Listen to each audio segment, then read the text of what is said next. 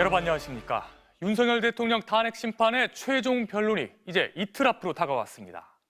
그동안 10차까지 진행된 변론에서 윤 대통령 측은 전방위 공세를 퍼부으며 내란의 증언과 증거들을 무너뜨리려 했죠. 하지만 그럴수록 수많은 증언들을 통해 계엄의 위헌성과 위법성만 더 부각되고 말았는데요. 무제한 진술이 보장된 모레 마지막 변론에선 또 어떤 주장을 펼칠지 관심이 집중되고 있습니다. 박솔립 기자가 보도합니다. 모레 오후 2시, 윤석열 대통령 탄핵 심판 11차 변론 기일이 시작됩니다. 1시간쯤 예상되는 증거조사, 각각 2시간씩 주어진 국회 측과 윤 대통령 측 대리인단의 종합변론, 그리고 소추위원인 정청래 법사위원장과 윤 대통령의 최종 진술 순으로 진행됩니다. 관심은 윤 대통령이 작성하고 있는 최종 진술 내용에 쏠립니다.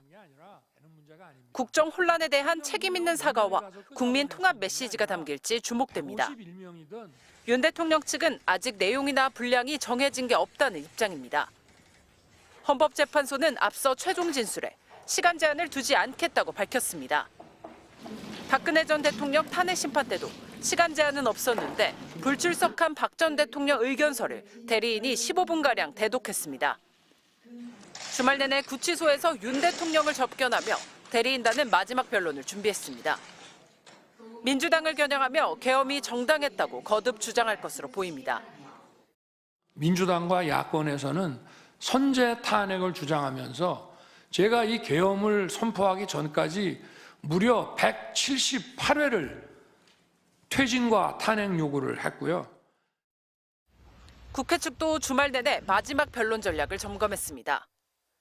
비상계엄이 선포 요건에 맞지 않아 위헌 위법하며 국무회의가 요식행위에 그쳤고 계엄군이 국회와 선관위 등 헌법기관을 침탈하려 시도했고 그 위반 정도가 중대해 파면하는 게 마땅하다는 내용을 담을 예정입니다. 정 위원장은 계엄이 헌법과 민주주의를 어떻게 파괴했는지 15분 정도 진술할 것으로 전해졌습니다. 헌법을 총칼로 파괴하려 했던 피청구인 윤석열을 파면함으로써 얻을 헌법 수호의 이익이 여타의 손실보다 압도적으로 크다 할 것입니다.